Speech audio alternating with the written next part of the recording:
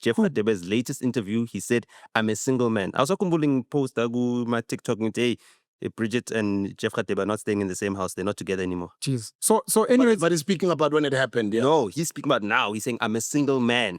I'm a single man. So if you think that Patrice is still my brother-in-law, he's no longer my brother-in-law. So stop using that thing. So Ongamla will want to preserve whiteness and their culture and want to breed, to put it crassly, within. The more elite black classes almost don't mind that. They almost prefer my son is marrying a white woman.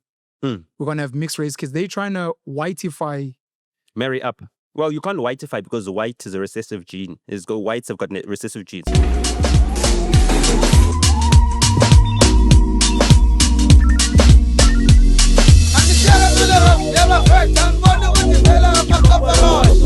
So we've got some boerewors, got some lamb, got some beef, got wings, 2 ways, pelican herb and lemon pepper, got some pap on the side, some shatini in the traditional rural potted sambals.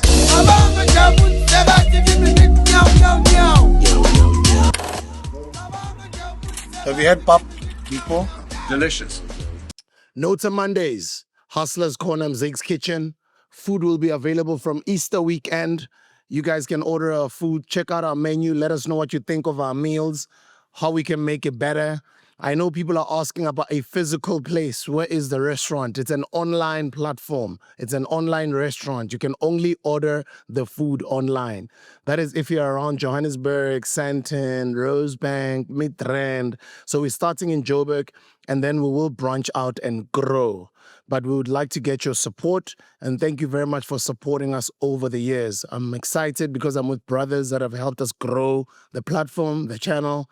I've learned so many things from the both of them, and I have not seen PENUEL in quite some time. But I'm glad that we have reunited all together to do this episode. I won't be saying much. It's NOTA's show. Yeah, let's see. We've started this, and it's been doing really well, all because of you guys. Thanks to you. Thank you for supporting it. Let it grow and become something. I think we are onto something here, NOTA. Thank you. How's your weekend, Grootman? Ola, top You're nice? Yeah, how was the Thames show? Yeah, the Thames show was amazing. I was actually with what's this gentleman's name again? PENUEL.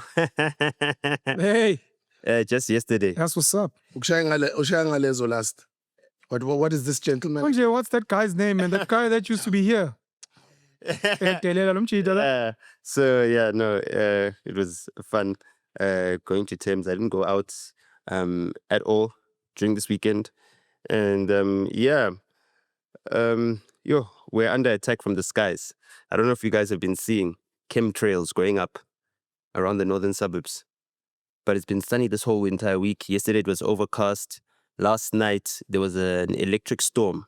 It's lightning, no rain, a little bit of thunder, and it happens right after I saw a plane fly over my place and then leave a trail of smoke. So, the things that are happening in the United States are starting to come to South Africa bit by bit. I mean, things like chemtrails, I know them from the United States. They're manipulating the weather. Not too long ago in the UAE, there were floods, the weather manipulation happening there. There was also like a late spring snowstorm in the Free State and the Karoo as well. At some point in time, there was, black ice, which was affecting potato crops. So there's a lot going on that we're being distracted from knowing about. But, it seems like we're so obsessed with all the people that are going to America to take photos and go on vacation by the White House and speak to what some are calling right-wing podcasters, media people. And so, there's just so much happening. It feels like the ground is moving beneath your feet. And, you can't even keep up pace with all the movements that are happening around in the country. So, yeah, it's just scary times. It's scary times with what we're seeing. I also observed the welcome back. What is it? Is it a rally or is it a parade or something that Ibrahim Rasul had? And I was looking forward to seeing PENUEL's comments, but you hadn't commented on that whole entire situation this week. What are your thoughts and feelings about our ambassador that's just been expelled and coming back to the country to, lots of fanfare? It's not a Monday. Yeah. Unless it's NOTA Monday. Boom. Boom. Yeah, he came up with that yesterday. I came up with something, but then, whatever I came up with was dumb. So I was like, actually, you know what? That's the one. Yeah. So, Using just internet. yeah. So what's your feelings on Ibrahim? Spuda, it's nice to see you, man. Nota. Nice to see you, bro. Yeah. With all the controversy you're causing online and trending globally, and even our Elon Musk are recognizing you, Pela, hey, Aitandi, that attention. Shaking up the world. You happy? Look, I think And then you hold the cup like this. Look, I'm used to it. Hey. I had to think about University in Benelux. Ibrahim So. Rasuli Nyembes. Hey, Yeah. and okay. You know what I mean? Because obviously he should be sad. He said he was humiliated. What are your feelings on his return? And do you think that he should be called disgraced former US ambassador? Look, I have to be honest. I haven't done a deep dive into Ibrahim Rasul's work, the way he's being revered just as a political leader. Mhm. I've got split feelings on what happened to him. Number one, you're being hosted by a certain nation. Mhm. And maybe this is part of the problem that we've had as Africans, Yeah. that we're too accommodating. Mhm. Thina bantu banokuzijwayela kabi, and we don't mind. We had Ruben Brigady, Yeah. who was an ambassador for the US, who accused us of harboring Russian military ships. Ruben Atlanta Pambili Brigidi. Yeah. And nothing happened to him. And I took personal offense. And I thought someone would do something, and they did nothing. Now there's Someone from where? in government, Okay. in our government, Okay. at least to call him to order, to get him to say he's wrong, to apologize, and officially to tell him we don't accept such behavior here. We're hosting you. You must behave. If you've got questions, ask us. Don't go around to America and go and spread fake news and accuse us of things. Now, when those things happen in other nations that don't have this so-called Ubuntu that we have, they don't play those games. So to go and be hosted by America, where you've got the president of America, Donald Trump, and you're accusing him of white supremacy, and even if we can find that that's true, the bottom line is you're being hosted by this person. Thank you so much, Spuda. So there's a certain level of decorum you have to keep to. So that's the one part. I understand why he'd be chased away, to be honest, and why they wouldn't accept that type of rhetoric from him or any of their other ambassadors, where we might feel like, oh, but freedom of speech and what, and then next thing, asena umhlaba. On the other hand, and this is what I appreciate about him, and it was one of the debates I had with someone close to me, we do have this thing called dignity. And we do have this thing of just kuzhlonipha. And it cannot be that when you see people shitting on you, talking shit about you, about your country, and you just keep quiet just because you've been given a certain position. You find a lot of people in those positions because they need the paycheck, they bite their tongue. But if you paycheck, or if you don't mind starving, you're like, I have dignity. I will speak my truth. I will stand on what we've done or what we stand for, whether it's the ANC or the government, including things like the ICJ case. Because many people are saying the reason America is behaving like this, number one is Starlink, and number two is the South African government taking Israel to court, and that's why there's a backlash. So for someone to be like, but this is what we stand for, we're unapologetic about it, it's our official stance. You may not like it, but this is who we are. And if America decides to retaliate to that, I guess they're also within their rights. What happens from there, Geangas, because he did say, look, we must mend our relationship with the US when he came back to great fanfare, but we must also make sure that we retain our dignity. So I'm just split on, I understand why the Americans would be like, no, our president is our president, we support him, we're not going to allow such. But on the other hand, I understand what he stands for and why he was saying the things that he was saying. And I can respect that from him as well, because you find some of our bigger political leaders would not have the guts to say what Rasul would say. Yeah. Well, I mean, for those that don't know, Ibrahim Rasul, he's the last ANC premier of the Western Cape. So when the Western Cape was still ruled by the ANC. It was one term, right? Yeah, I think it was one term that he was the premier. On the other hand, he seems to be a Muslim man, you know. So I understand why he's got some sort of, I guess, connection to the Middle East and what's An allegiance. yeah, an allegiance to the Middle East. But to be quite honest with you, for me, I'm not really, too concerned about what he said. I think that everything he said is factual. I'm just concerned about his lack of tact as a experienced politician. You can say the same thing and use different words and still not trigger people who are very insecure. So globally, we're dealing with a problem. And you and I were discussing this yesterday, but we didn't get into detail on this specific aspect that I want to speak about. We did it in a previous episode before, when I was wearing my red Dakar t-shirt.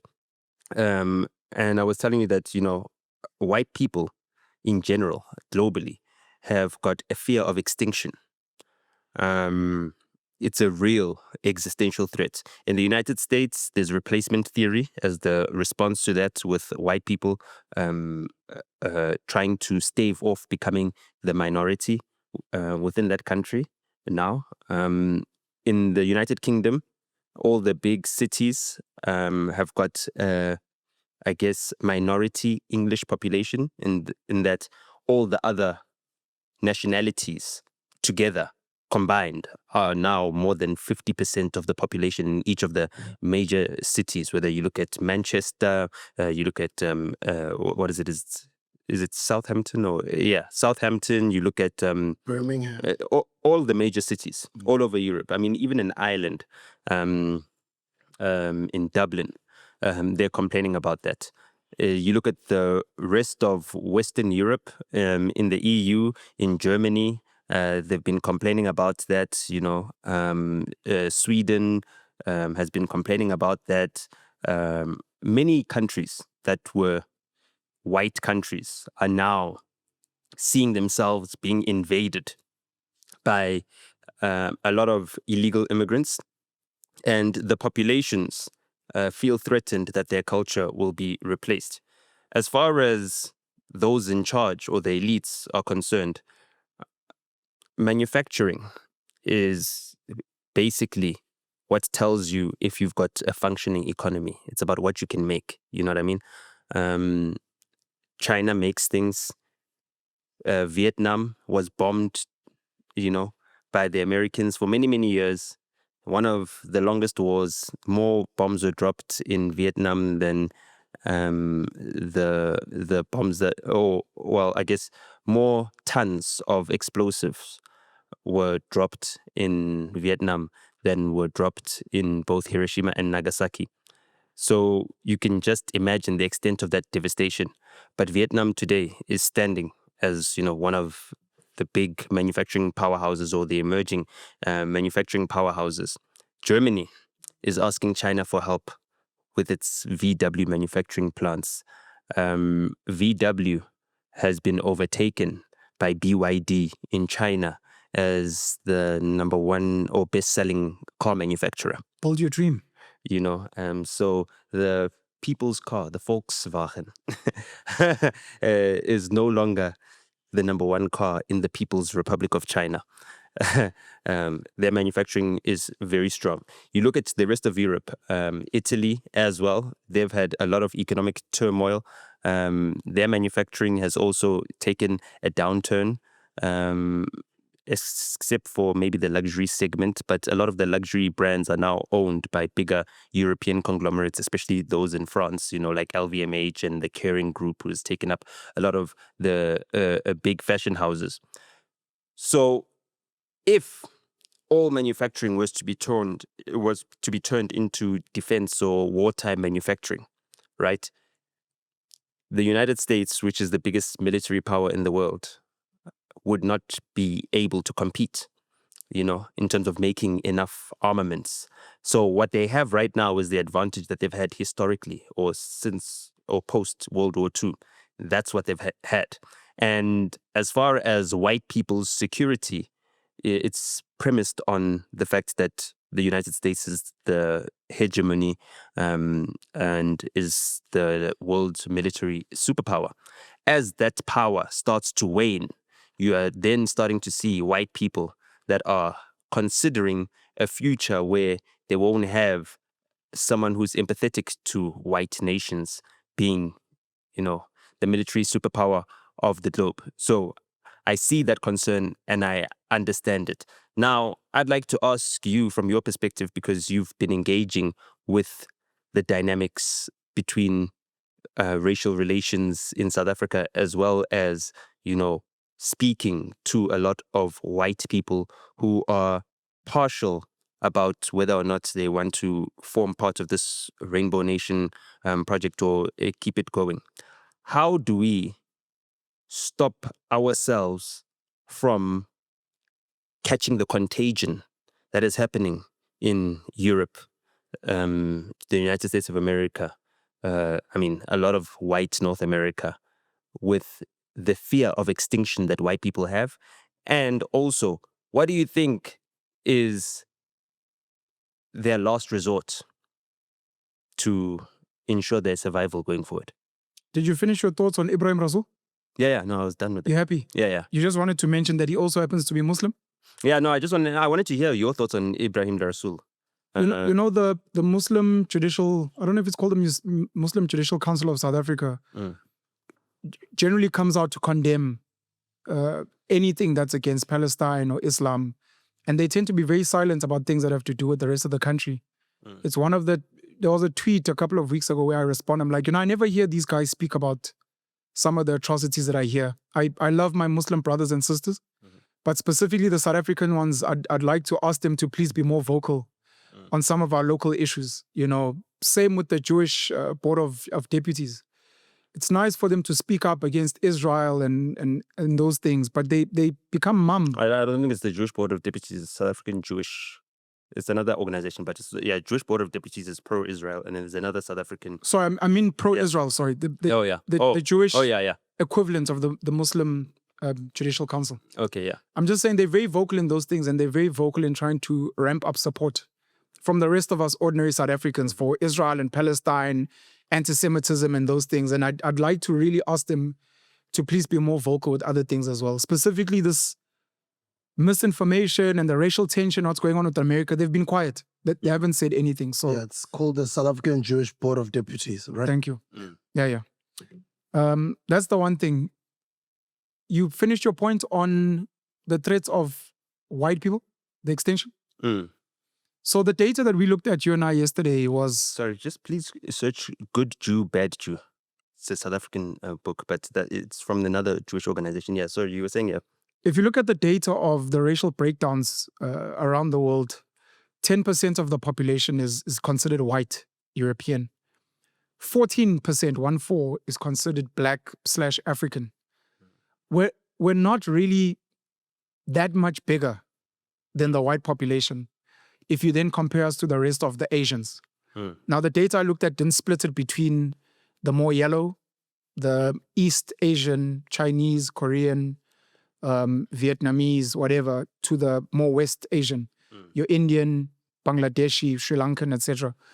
But 60% of the world... Are the Arabs also included in West Asian, I guess? That's a good question. So we'd need to see the breakdown. I just looked at the 10% white, 14% black, 60% Asian. And I'm going to this point that you're saying of, number one, in terms of just population numbers, Asia's huge. And we might think Africa's big or there's a lot of Africans, but Nati, to be honest, 10%, 14% versus 60% is something else, because India is moving. China is moving. As tiny as they may be as a country, but their impact is South Korea. Manufacturing is moving. I don't even think as Black Africans, we are having the conversation, the strategy, we understand the data and what those things mean. We are so focused on survival, bread and butter, dealing with the legacies of colonialism and corrupt leaders that we're not even focused on the future. We speak about the dragons and a 100-year plan and a 500-year plan. Tina, we've got a 5-day plan, Baba, to the weekend. So jiva. So terms. So we don't even have these conversations. Month-end plan. Yokuthenga KFC. Mzek's Kitchen. Ngiyaxolisa Mzek's Kitchen, Baba. Siyabangena amakoporosho. And just to mention, the Starbucks share price is tanking, McDonald's share price is tanking. Yeah, so continue. I don't know if it's it's not the American economy. I think Tesla lost $1 trillion. Starbucks has lost more. Than $1 trillion. Starbucks has lost more in terms of the percentage of their value. They're the number 1 biggest loser. And I think Tesla is number 2 and Mercedes-Benz is number 3. Before I carry on answering you, do you think there's a strategy in the US stocks going down from the Americans? Or do you think they were not ready for this? That maybe the rest of the world would give them a backlash and kind of punish their stocks with all the executive orders and the tariffs that Trump keeps barking? No, I just think it's normal volatility. At that scale, this can't be normal, this scale of drop. It's not like we've got a global recession or something hectic happened. I mean, or we've got COVID. 23andMe was seen as, one of the big future companies. They've got a database of 15 million people's DNA samples, and they've just filed for bankruptcy. There's a lot of companies that are, coming under. Since the year 2000, just in the United States alone, 350 big media companies have closed. Thousands of different small enterprises within the media space have closed. There's been a lot of consolidation. So with all that consolidation that's happening, if you look at the trend in general, top 500 companies on the New York Stock Exchange, the S&P 500, it's still doing quite well. I mean, it's outperforming a whole lot of other, investors. Cathie Wood isn't not doing as well as the S&P 500 or Warren Buffett. He's an investor in BYD, by the way. Obviously, and Bill Gates is a short seller of Tesla stock. Cathie Wood. Yeah. You know how much Bitcoin she owns? Yeah, a lot. A lot. Bitcoin is down. No,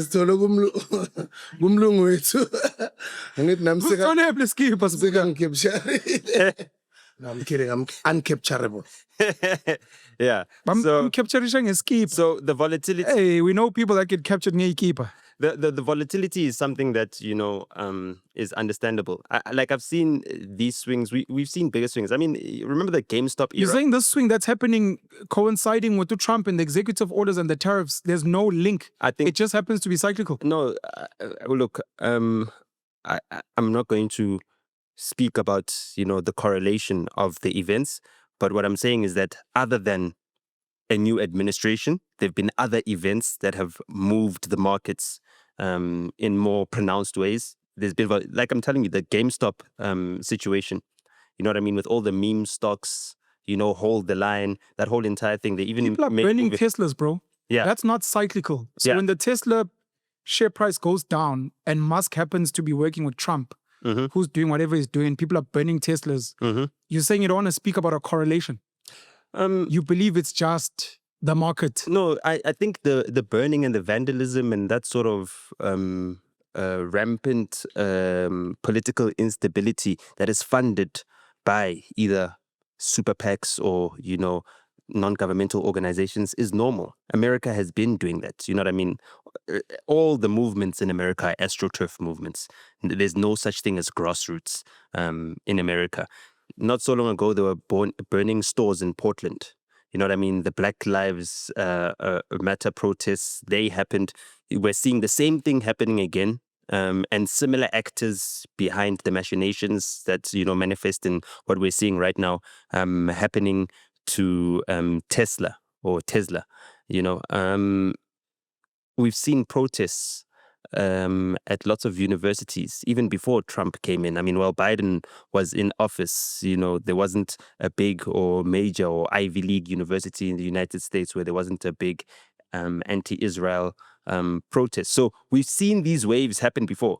For me, I think that to attributed to the Trump administration, his new trade policies, the introduction of tariffs aimed at protecting American industries, American manufacturing, and American jobs.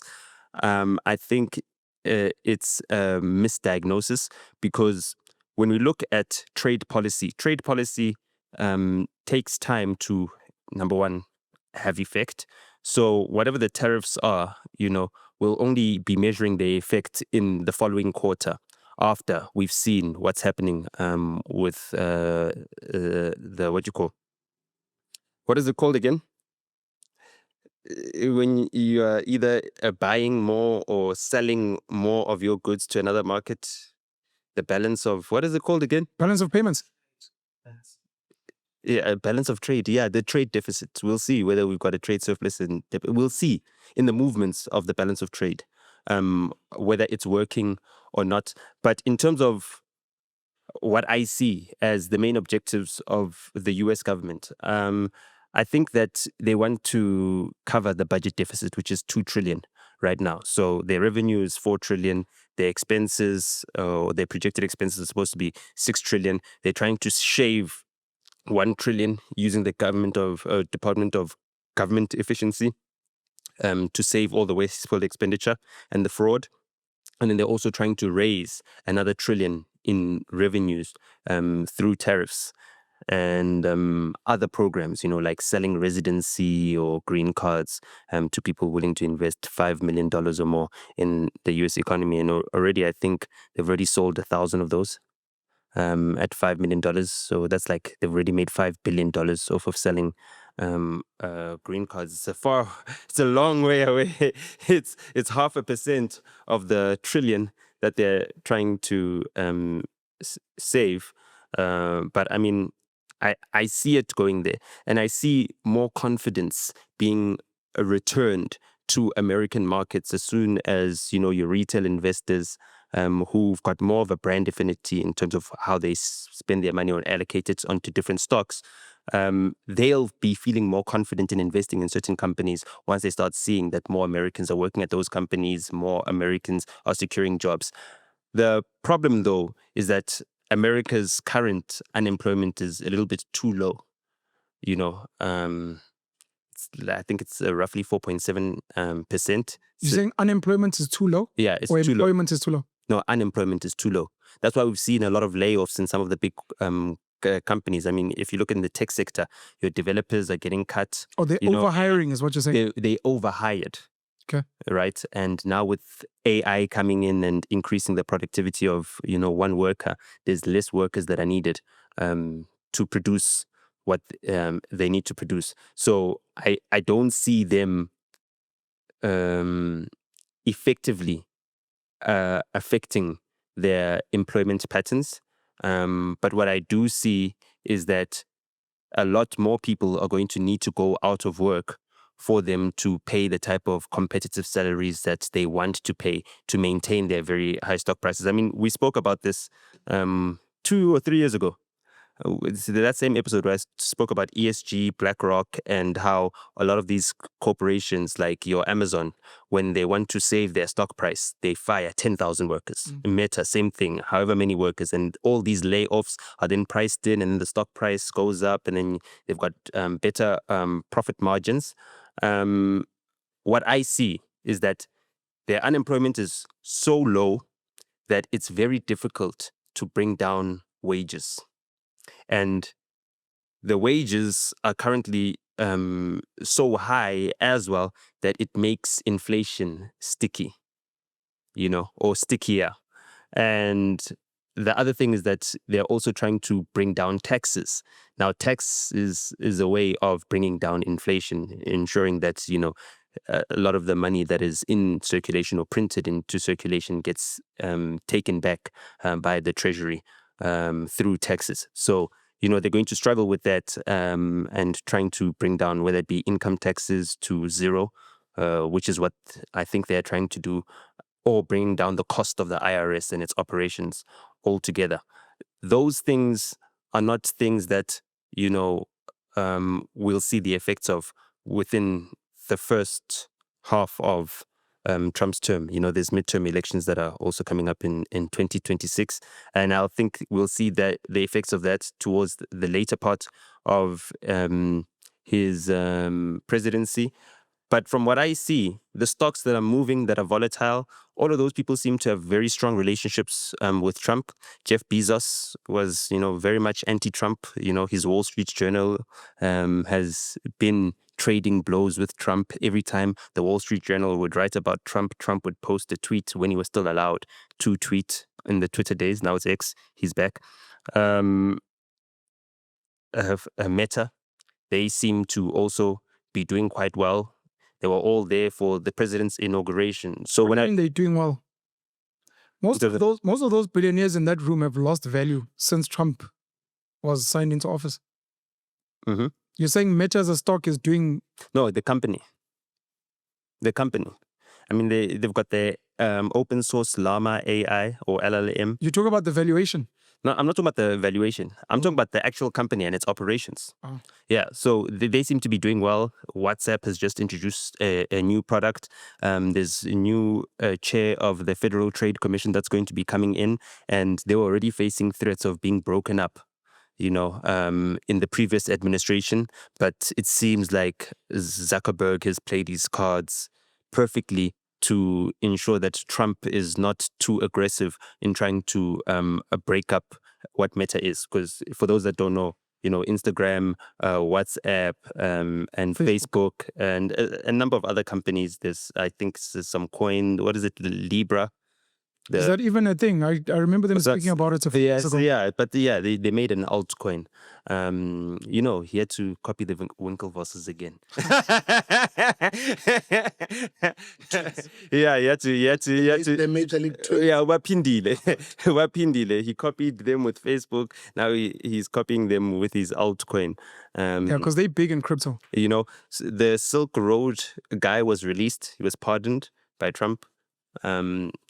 So, some of Tesla's big shareholders are trying to push for Elon Musk to be removed as CEO because they actually align the loss in the valuation of the stock to his relationship with Trump, and they feel like he's not invested in doing the work that is needed and the focus that's needed at Tesla. Yeah, so the thing is that I don't like looking at the stock prices. For me, I don't think that the share prices of Tesla should be more than $100 a share. I mean, currently it's over $200. I think I went in a Tesla at $160. So I've still got some give before I start tracking losses there. But when I look at actual figures of auto companies, I look at BYD and how well they're doing. I look at traditionally Toyota, how well they've always done. And then I compare them all with Tesla. And I think to myself, how is BYD, which makes more cars than Tesla, makes hybrid cars, makes, gasoline and diesel cars with electric batteries as well. And Toyota, which is one of the biggest auto manufacturers in the world. I mean, they sell 20 times more vehicle than Tesla makes a year.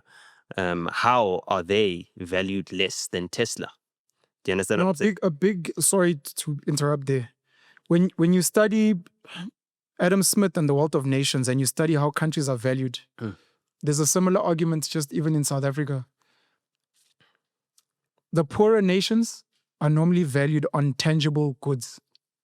So let's say the DRC, South Africa, now mineral commodities. And you find that the wealthier nations or the wealthier neighborhoods, just normal people, their valuations are the intangible things. So the value of Imofire as a brand is worth $1 billion versus Minangtai and I value just the water. So a lot of these other companies, which is why America outside of Hollywood is one of the best at propaganda. When they pump umoya into a lot of what they have and we end up buying into it, like artworks, like diamonds. But when you look at the intrinsic value, this is why we say that DRC is the wealthiest nation on earth, because tangibly they are much richer. But then in terms of telling the story, because the value lies in the story, like any good artwork. How good is your story? So we sell the same water, but then I decide to brand mine with a logo. I use blood and black. I tell you a beautiful story about more fire, where it comes from. All of a sudden, your thing is worth more than mine because of the story. So That's what makes about Tesla, because it's a story about Elon Musk. Anything they charge gets valued much higher than the tangible stuff. But the tangible guys tend to last more in the long run. Mm-hmm. So, I mean, they've changed their business model into becoming more of an AI company, you know. AI again, America's supremacy is not guaranteed there. Who's becoming more AI? What do you mean? Which company is focusing more on AI? They're becoming more of an AI company, as in Tesla. Tesla. Yeah, they're making robots, and also their self-driving thing is very much AI, you know what I mean? So a lot of what they're innovating is in the AI space, right? So that's where we see them playing. But there's been new developments in AI. There's your DeepSeek, which is coming into play. That's from China.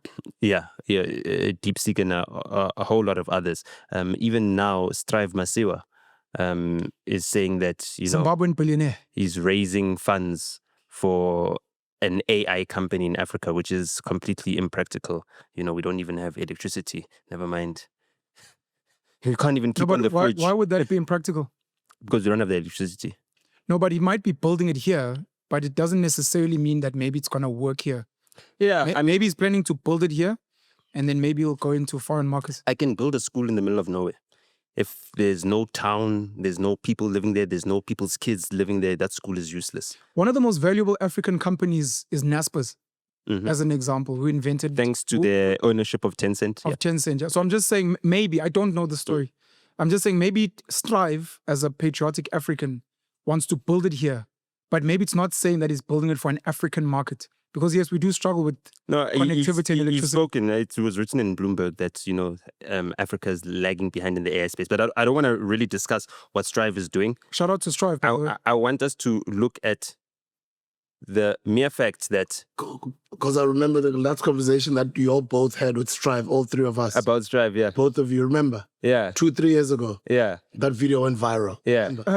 Remember what NOTA said about Strive? Please remind me. He still hasn't moved to Zimbabwe. He lives in the UK. So something to do with he's a Zimbabwean billionaire, but not in Zimbabwe. Yeah. He's not in Zimbabwe. I think he's based in London. Yeah, he is based in London.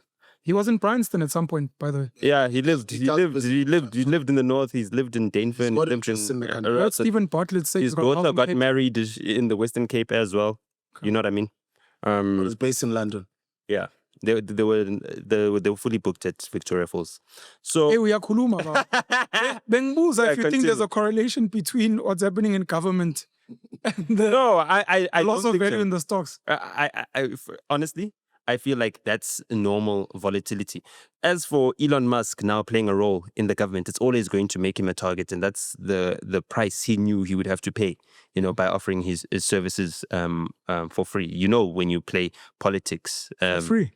Yeah, for free. Yes, he's not being paid because it would be illegal for him to be paid because then Congress would have to appoint him. So you think he's doing it for free out of the goodness of his heart? He has to do it for free, not out of the goodness of the heart. It's the only way he could actually get the job and it creates the department without Congress's approval. If he's doing it, what do you think his plan is? Why he's doing it for free? For me, I think that his plan is to basically. He's a tenderpreneur at the end of the day in America. Everyone's a tenderpreneur. There isn't anyone. I mean, Jeff Bezos is the biggest tenderpreneur. So this for free thing. Yeah, he's doing it for free. This is what Steve Woodcock said in not Steve Woodcock, sorry. Is it Steve Woodcock? Sorry, I was watching Tucker Carlson's interview about the guy who actually came up with this Department of Government and Efficiency, and he explained it. So if you guys watch the Tucker Carlson podcast, I think it's 2 or 3 episodes ago by the time you get to see this. So anyway, that volatility, I see it. The stock price of Tesla coming down, I see it, but they're targeting Tesla because they can't target X because X is a private company. When it comes to Tesla, I mean, they're one of the leading auto manufacturers in the United States, and it's not like they've got any competitors in that space. You know what I mean? It's not like General Motors is out competing them in the EV space. Ford is not doing it, and Ford is an Indian company now. It's owned by Tata. You can name them. They're not out competing them. So the obsession with the stock price, I think, is more about hurting his net worth because it directly affects his net worth with his 13% equity in Tesla. But other than that, it doesn't really affect, the share price has got nothing to do with the balance sheet and the salaries of workers being paid and, their performance, so to speak. So I do see this thing passing. You know what I mean? The FBI is investigating it. Elon being involved in the government is supposed to be a temporary measure. I think he was only supposed to be in there for 2 years he's supposed to stop his work for Doge right before the midterm elections. And for me, I think that this is part of Trump's campaign to gain a better lead in the House and in the Senate in those midterms, because the Republicans do have a lead right now, but it's too slim of a lead, and they're not able to pass the types of bills that they'd like to pass. Trump obviously does not trust Congress, which is why, he has to sign several executive orders per week, even after he started with 42 executive orders on his first days. Trump has signed more executive orders than the claimed race laws against white people in South Africa. That's 142. Whatever the number is, we know it's made up. So with Trump and Elon's tag team trying to push a greater lead for the Republican Party in the midterms and also trying to silence the Democrat Party, because it doesn't seem like the Democrat Party has got anything tangible or legitimate to actually pin on the Republicans. When it comes to the trade unions, a lot of the unions are backing Trump's presidency. They're backing the tariff strategy and the tariff policy. So he's taken away that support base from the unions. I mean, the Teamsters must be very happy with more protectionist measures being introduced by Trump. When we look at race relations, which has always been polarized, I think that America has gotten to a point now where people have normalized and accepted racism, and they don't really need to fight it out. You know what I mean? White people are allowed to have their white ignorant thoughts. Black people are allowed to have their black ignorant thoughts. And in the middle, there are those who are partial, to such polarization and making life work non-racially. So I don't think that the Democrats can play at that. I don't think another Democrat can come and say, if you vote for whoever Trump endorses, you ain't black. That's not going to work anymore. So they've lost that. When it comes to the LGBTQ community, I think, the trans-Nazis have just turned everybody off of that. Even if you look at certain things like the ratio of sexual offenders amongst people of different sexual orientations, transgenders have got the highest ratio. You know what I mean? In terms of incidence rates per 100,000 population. I saw that data, man. I don't know if it's been verified. It's quite sad to see if true. Well, because it seems like propaganda to make people not like the LGBTQI plus community. I just don't know if it's been verified, but I saw that data. It's LGB according to Trump now. There's only 2 genders. So all the other letters would have to fall away in that instance. I don't think that the reaction to that has shown me that there's a desire from a broad consensus within America to oppose that. So that's another one. So this LGBTQ,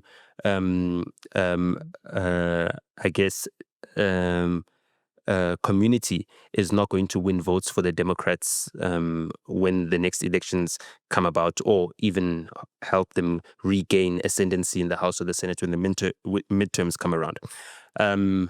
What was the last one? Oh, immigration. Immigration policy, the Democrats have always been silent about, protecting the border after Obama came in. I mean, even though Obama was about stopping illegal immigration and having more troops at the borders and bringing down the invasions, by the time Trump came in, it seemed like there was a lifting of that, and border crossings sharply rose as Trump was being inaugurated, as he was getting himself acquainted with presidency. They started to come down and came down to their lowest levels, and then Trump was removed, and the invasions went up to record highs again. And by what he's saying there's between 10 to 25 million illegal immigrants that have made it in. Observing the deportations, I don't think they'll ever deport 25 million people, especially at the rates that they're working in. I mean, they're not even doing 1,000 a day. You know what I mean? Or even 1,000 a week. They're doing a couple hundred a week. So I don't think that is something that they're going to win on. But the rhetoric will help serve them in this regard. Abahambe. The Abahambe rhetoric works better in South Africa because you're looking at an average unemployment rate amongst the native population of above 40%. So it works here. But when your unemployment rate is 4%, 10 times less than that, it's a little bit more difficult to tell people that immigrants are stealing their jobs. Is that not one of the things black people are saying there, as much as they're not a majority? Yes. Black people might be like, we need the Mexicans to go. They shouldn't be here. Yes, black people are saying that, but there's so many job opportunities that the ones... Black people as well? Yeah, there are. There's so many... Do you know the unemployment rate for black people there? No, I don't know the unemployment rate, but I know that for black people in the United States, it's less of an employment problem than it is an income inequality problem. And then when it does come to their employment status, I think that the fact that white males, right, stand a better chance as a convicted felony of getting a job than a black male does who has got no criminal record whatsoever. So in that instance, I think that it's got more of a gender disparity. In February 2025, the unemployment rate for black or African Americans in the US was 6%. Okay. Is 6%. Close to the 4. Okay. Yeah. I wanted to answer your question since you speak about immigrants and white people and replacement theory, but I wanted Usbu to come in. So white people might feel they're under threat to be extinct, 10% of the population. I don't think... Can we make it believe instead of feel? What do you mean? Can we make it, they might believe? What's the difference? Well, a feeling could be fleeting. The thing is, I don't hear white people speaking about it besides Elon Musk. I don't hear powerful white voices saying the white population is going extinct. We must make children, and I haven't heard it. That's why I use the word feel. Well, I mean, there are not many who are saying we must make children or anything of the sort. But, let's just say when they speak about black people in general, like say, oh, they have babies, they randomly jump into bushes and then, they have sex in the bushes and they spread this is HIV, in the African context or somewhere else? That's in South Africa. I'm just talking about the South African context. Whenever they talk about black people and black society, oh, they just have babies. You're speaking about the extinct of, let's say, white Afrikaners. Those might be... Okay, let me put it to you like this. Let me put it to you like this, okay? White people in this country seem to have a belief system that tells them that, you need to live within your means, and that includes ensuring that you don't have more children than you can afford to give a great life. Sure. Whereas black people don't believe that you need to be able to afford to give your children a great life for you to have children. Even if you are reliant on state grants, child support grants, or whatever the case may be, or you're reliant on the rest of the family to provide enough income for you to be able to feed the child, there's never been so much pressure on ensuring that a black child is supplied with early childhood development, the necessary nutrition, great schooling, extramural activities, tutelage, and exposure to different cultural activities. So the project that is a black child being turned into a functioning member of society or an adult is not so much of an occupation in the minds of black people, whereas it is in the minds of white people to the extent that they are choosing to have less children. But now that their population is under threat and also the demographics are not favoring them politically, it seems like they're expressing that they can't compete with black people who just randomly have babies and have many babies or whatever the case because their culture is uncivilized. So I wanted to ask Usbu on that point. There are some white people that believe that they're under threat. They have 1-2 children because the cost of living they feel is high. They want to give their kids the best. I'm wondering, Anasbuda, if you feel there should be a similar conversation in the, we'll call it upper class black community. A lot of the educated black people, well-off black people, don't seem to be having a lot of children. And that makes me worry about the future. What's that bit? You've got the poorer population that has children. Some of them is for grant. Some they just have kids and they don't use contraceptives. But I find the more educated, just like Ongamla, not having a lot of children. Do you think that's something we should be worrying about, or does it not matter that the wealthiest black people are only having 1-2 kids? Or 0. It's an interesting conversation in the continent, in Africa, especially in Mzansi with our unemployment rate. There is that concern, Yoguti. We're poor, we've got a higher unemployment rate, and we're still having lots of kids. But from the bigger picture, we're in the African continent, and I don't think it's something that should be worrying us as black people. I'm talking about the upper class of blacks, not just general. Yeah. Yeah. I wanted to start with general. But then with the upper class or the elite, you're talking about a very, very small part of society. Those are very few people. Yes. And for me, I don't think it should be a problem. Unless if that person is creating generational wealth and they worry about their surname getting, I don't know what English word to use, getting extinct. Yeah. Ufuna ukukhulisa isibongo sakho, ufuna ukuba ney'ngane ey'ningi, ufuna yonke into yenzayo yande. So even those that have got less kids in the middle class or the rich black people, it's always up to you as to the type of will that you draw up with your estate planner. As long as that wealth is going to be left behind to benefit the black community, as opposed to it just being taken advantage of by the government. So it shouldn't matter.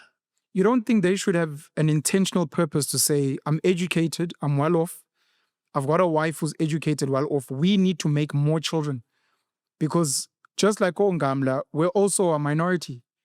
And you've got this huge chunk of poor people that are going to come and steamroll us. And I asked this in the context of wanting to answer NOTA's question where he said at the beginning, what do you think white people will do when they really feel like they're under threat? What do I think they will do? And if black people are not even thinking about it, but we are eroding the more quality, I'm sorry for using this crass term, the more quality breed of black people, and they're not breeding, what are we leaving behind? I think it's a wrong way of thinking.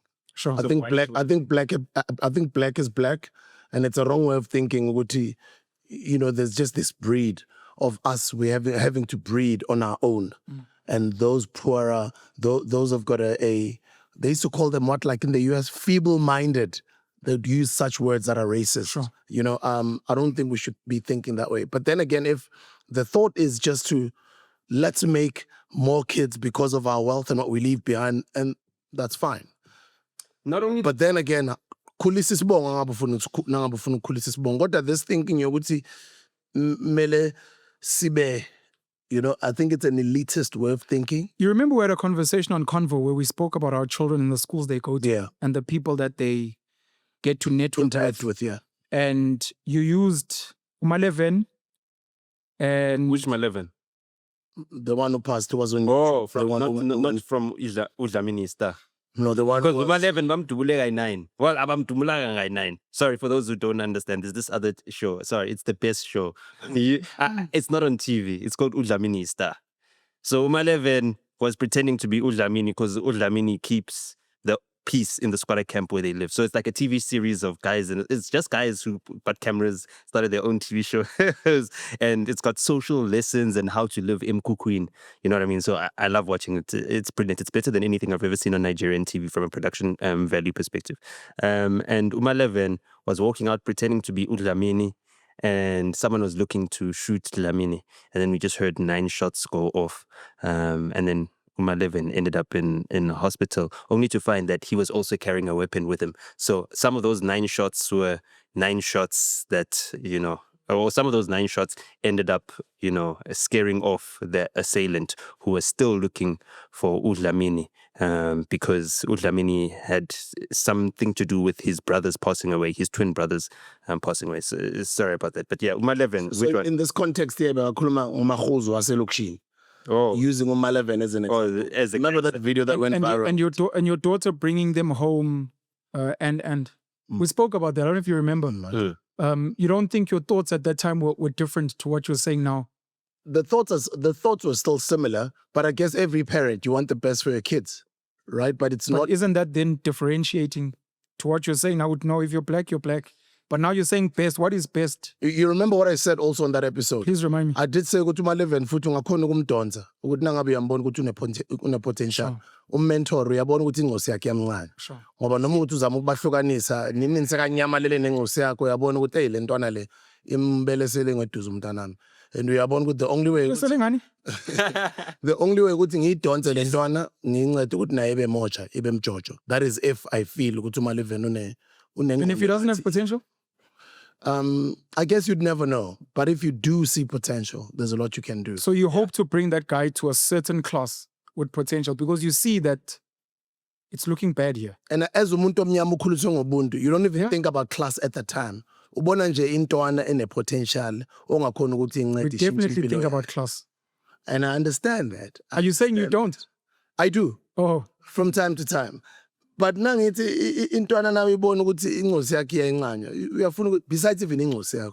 I mean, how many people do you help all? I don't believe in any of that. What you guys are saying, let me tell you something. That's the reason why my sister's not married today, why I don't have any nieces and nephews that are my parents' grandchildren. No. Fathers give their daughter's hand in marriage to a man. The father should be able to choose the guy directly. Before you speak about the father, man, I wanted to add before you speak, NOTA, I don't know if these are arranged marriages, but I've used them as examples before. Cyril Ramaphosa, the president of South Africa, and his current wife, Dr. Tsepo Mutsipe from the Mutsipe family. He's her sugar baby. She's older than him. Okay. Yeah. You've got Jeff Radebe, who was a minister who's married to Bridget, also from the Mutsipe family. And you just start wondering if these weren't arranged marriages, to speak to this thing of saying generational wealth and that's his ex. Keeping it here. He's single. If you heard Jeff Radebe's latest interview, he said, I'm a single man. I was talking post my TikTok and hey, Bridget and Jeff Radebe are not staying in the same house. They're not together anymore. Jeez. So anyways. But he's speaking about when it happened, yeah? No, he's speaking about now. He's saying, I'm a single man. I'm a single man. So if you think that Patrice is still my brother-in-law, he's no longer my brother-in-law. So stop using that thing. Yeah, but it's talking about when it was happening. I'm just saying these are arranged in the context of a certain class of people. I think we're going back to this white thing. White people believe they're superior. They believe they're a superior class. The reason why they may worry about extinction is they don't want Tamahuzu. And Tuungamli Huzu is any black guy. No. It doesn't. No, I'm just. Yeah, I know. I'm just speaking generally. Uguti. No, that's the lie. That's what they say. That's okay. You bring the same Smoo and Jonathan from the same class, same marks, same family, but this white timer's like, I don't want my child with this black boy because he sees you as inferior. That's why they worry about the extinction. No. So I was just wondering he sees you as superior, not inferior. I was just wondering about Odaki, if the uppity class, these guys we speak about that send their kids to private schools, and you hear how they speak. You even hear how they speak about Otaki themselves. They do that thing of saying, oh, Maranani, are they even having that conversation? Nani, you guys do that. Extinction. Who's you guys? In KZN. When I say you guys, I mean people who speak Zulu. Amazulu. Yeah, no, I can't say Amazulu because you said you're not Zulu anymore.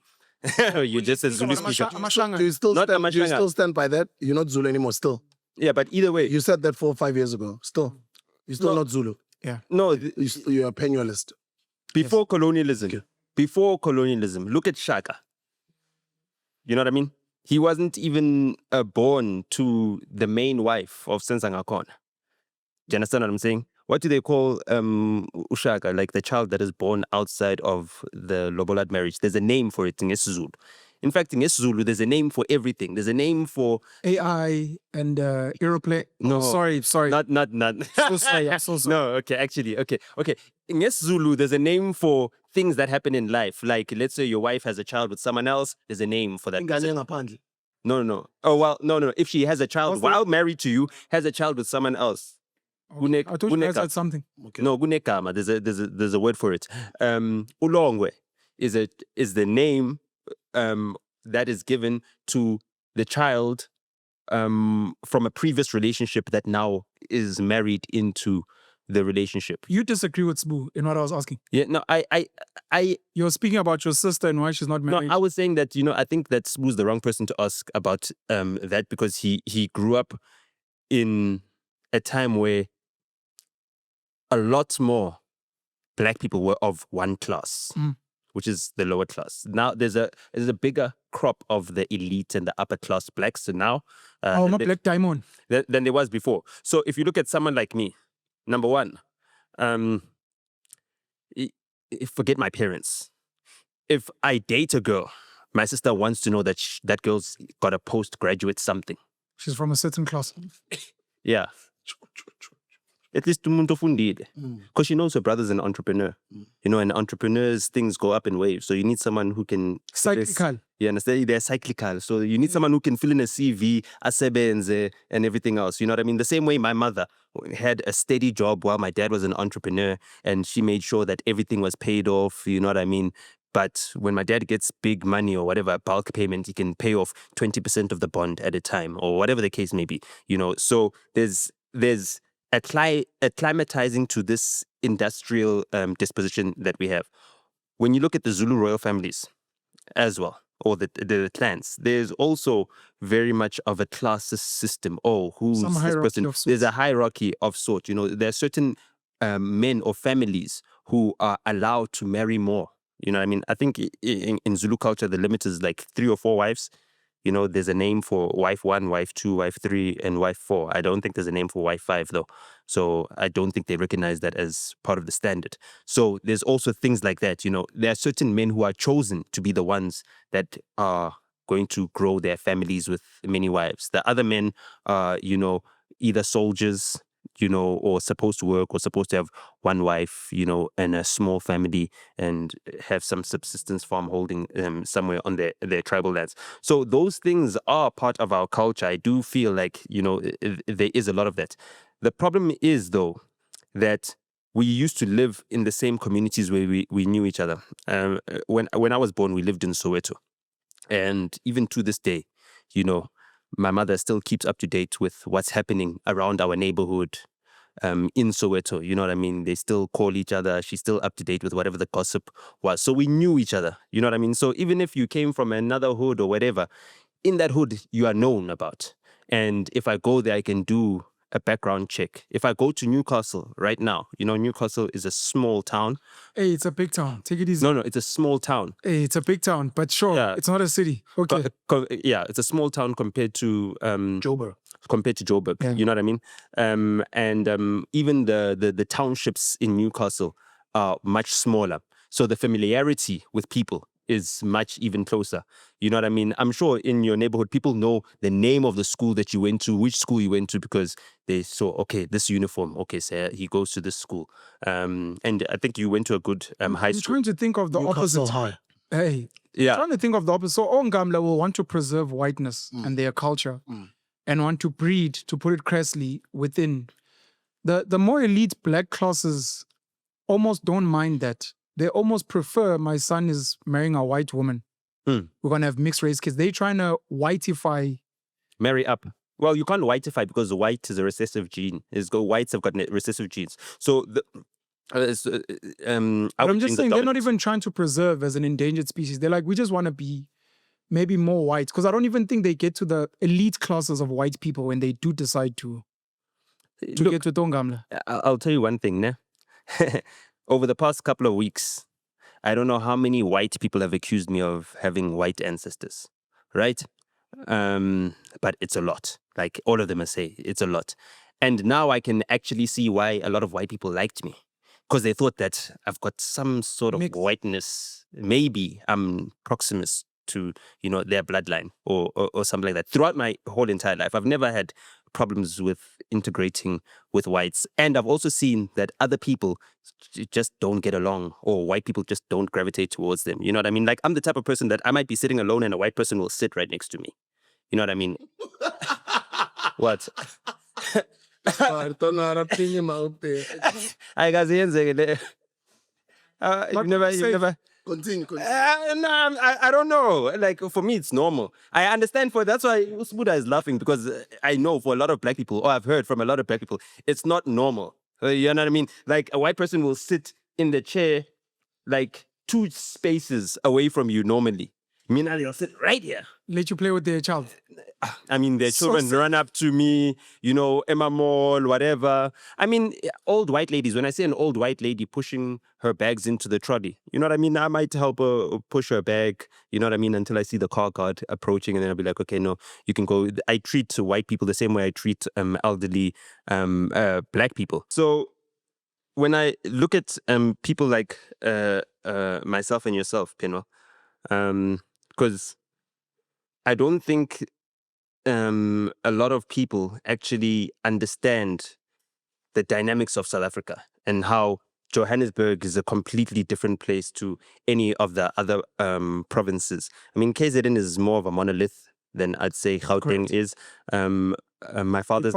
My father's ancestral home is also not a monolith in Limpopo. There's many different cultures and different groupings there. So coming from the Soweto environment, which is where I started from, we saw a little bit of the classism coming about and coming to play. I remember I wasn't even allowed to date girls that live in Soweto when I was in high school.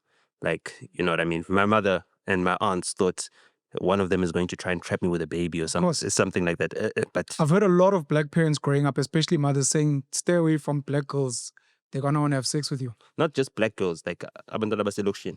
Yes, sorry, I mean that. I phela sikhule elokishini ke thina. So makuthiwa black girls iy'ngane zaselokishini. Ilokishi in Newcastle, kunelokishi in Newcastle. Khona amalokishi amakhulu eNewcastle. Omadadeni osizweni baba. Don't test. But when you compare them to the type of logishi that we call home in Soweto, do you think that they're similar or? Yes. Townships around South Africa, maybe even Africa, are very similar. But you've just mentioned now, with Newcastle has got a couple of townships around it. No. I do. If I you do guys mention rewind it a bit. No. 10 minutes. I still remember. I still I'm remember. agreeing with you. When some parents take their kids out of the township, they almost don't want their kids to fraternize with township kids because they look down on them. You see, so that's another thing that complicates our relations. Now, when you look at white people, they are completely oblivious to all of this because, I mean, they only see townships on the 21st and on June 16 when they're looking at pictures at political rallies. You know what I mean? That's the time. They see Sharpeville in pictures and how it looked in 1959 or whatever the case may be. So with this class disparity that we have, right? Just my observation, what I feel is that the white South Africans and their belief, thanks to catching the vapors from America and Europe and the rest of the Western world, right? That they're under an existential threat here, number one. And number two, their response to it is basically showing all their suppressed rage and anger and hatred of black people for what I think is our higher morality, I think, in terms of how we're looked at. You know, we're not looked at, you can't call a black person, hey, you're a colonizer. Oh, you're a settler. Or any of those things. Oh, you're a savage. Oh, you killed my ancestors. You can't really put a black face to that. You know what I mean? If you look at a simple comparison, let's compare Winston Churchill to Nelson Mandela. You know what I mean? If we look at all the great things that Nelson Mandela has done, and we compare them to the great things that are claimed to have been done by Winston Churchill, okay, you can look them on par. You could look at them on par, but when you look at the atrocities that they've been responsible for on either side, you know, you would never put Winston Churchill in the same sentence as Nelson Mandela.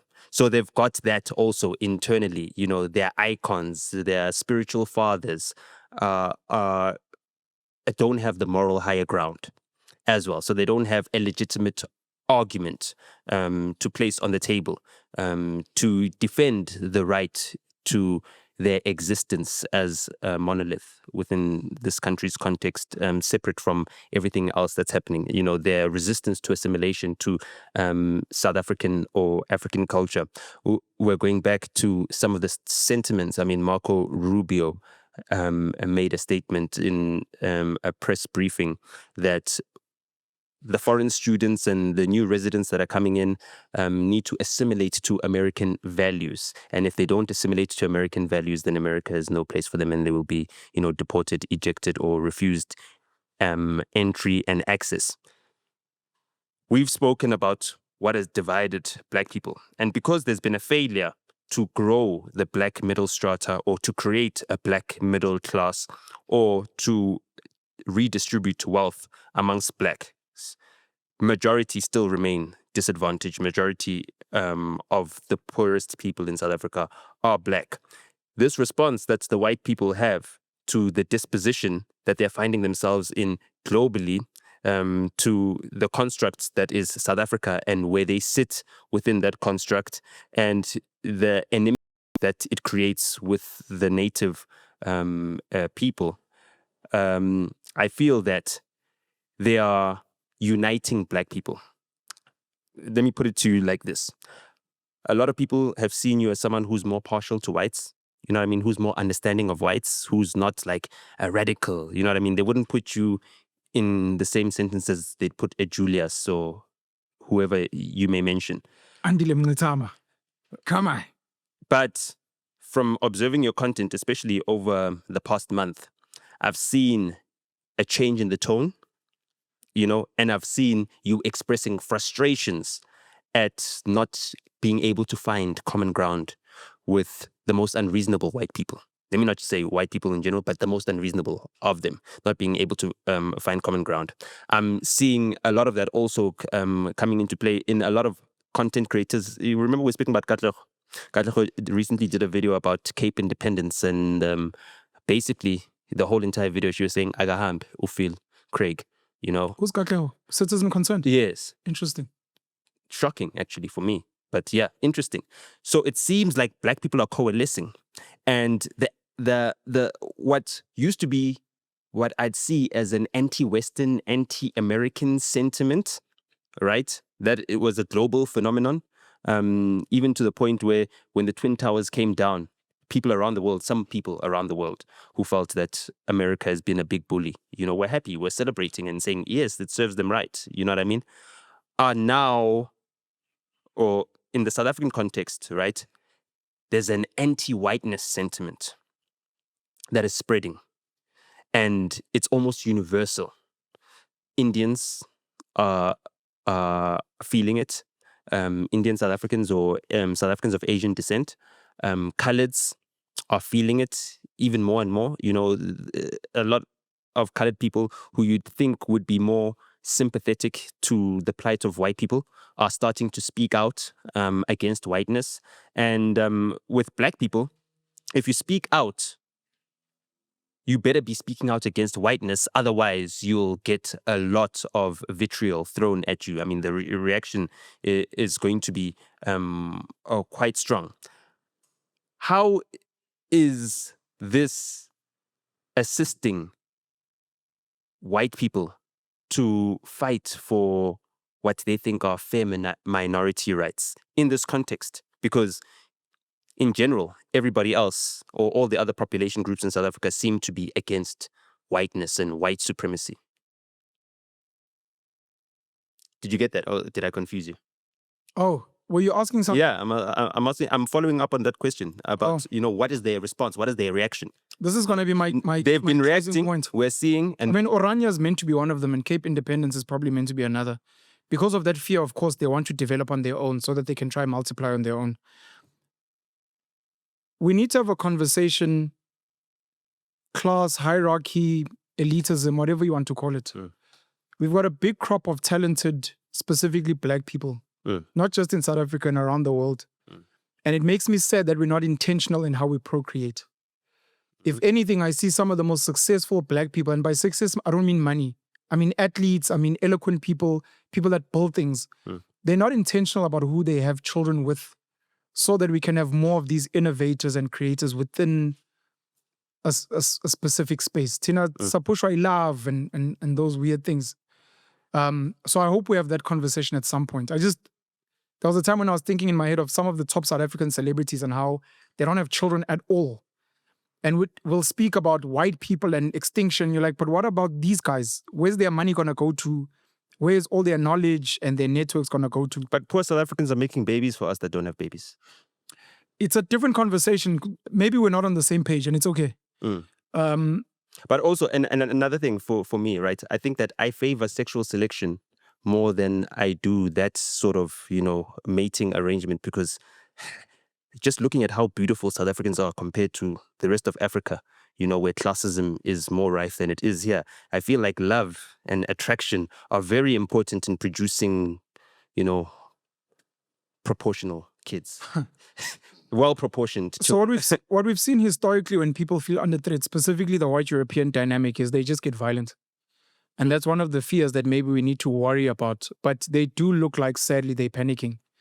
I mean, it's one thing to say we want to get rid of immigrants. They just don't say that are not white. But we're happy to accept immigrants who happen to be white. That says a lot. And maybe whatever their dynamics or strategies are, there might be some people say, look, Afrikaners are good white stock. We don't mind bringing them here to carry on creating a certain type of people that feeds a certain agenda for us. They haven't done hard labor in many generations. They've had black people nursing their babies, carrying their babies, all white people. No, but that's why they were specific about white farmers. They were looking for a specific type of human. Only the farmers in Orania do manual labor.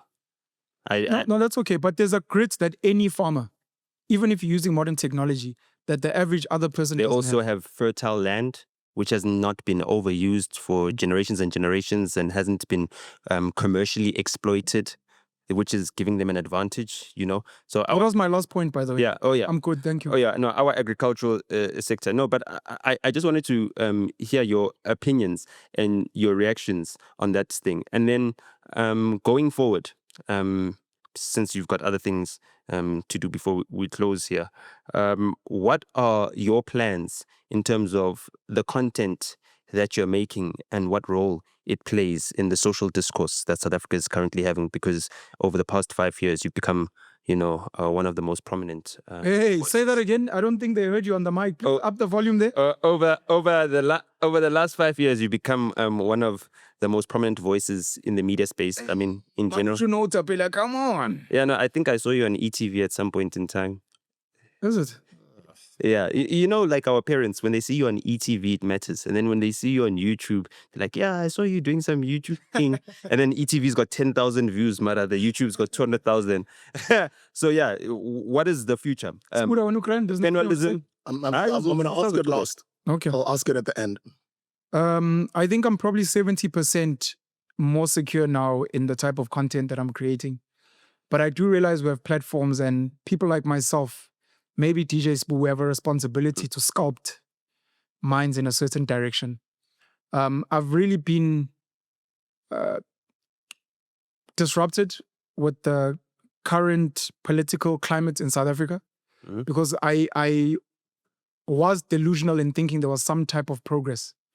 Because I come from Black consciousness, I come from radicalism, and I thought, let me try a different way. And Rastafarianism? Nah, luckily not. I just had dreads. Okay. But no, I was never Rasta. I thought we were making some type of progress. And, Sbu and I sat with someone where even in the conversation, it's like, let's share knowledge, let's build together. But you realize that some people don't really mean what they say. Was this like a recording or was this just a... It was a recording. So people will see it. But I need to use my voice to try and push as many minds as possible to rise up and lead in the spaces they're in. I've kind of accepted that the majority of the world is not really capable of much, and they are generally looking for leadership. And I think it's for some of us to try and inspire some of the kids that have the potential for leadership to rise up and be like, do it.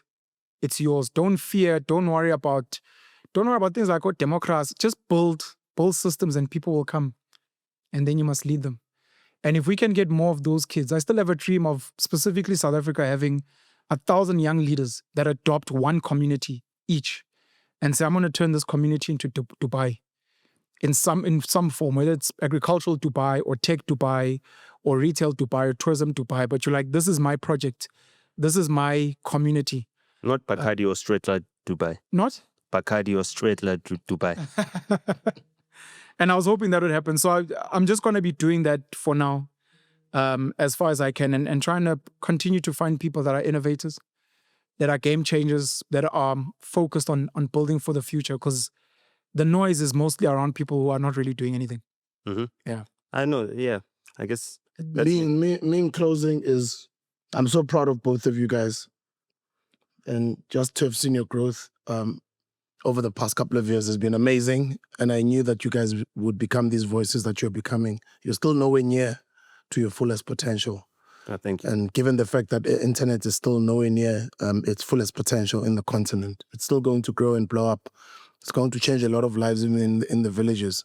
And when that happens, it's going to be great for a lot of African kids out there. But for people like your voices have always been necessary. I've also gotten a lot of flack for associating with you guys years ago, but I'm glad that I'm starting to get exonerated because people are starting to see where the world is going. So vindicated. Vindicated. What's Kwevisa, man? What's Exonerated. Hey, ngathi ubulala abantu. So the last thing that I'm going to ask is, I know you guys have always had a brotherly relationship, and from time to time you've got tension amongst each other. But I know you guys both love each other. There was a time when you guys were both working on a NOTA book project. PENUEL has written over 10 books. I've written 4 books, fourth one coming out now. Now I promise it's coming out this year. But NOTA doesn't have a book and is an incredible mind. Where is that project? NOTA's book. Yeah, you remember you No, I'm not writing NOTA's book. He must go jump. So around that time, I don't want to speak about this. There was a time when there was a time when NOTA really annoyed me.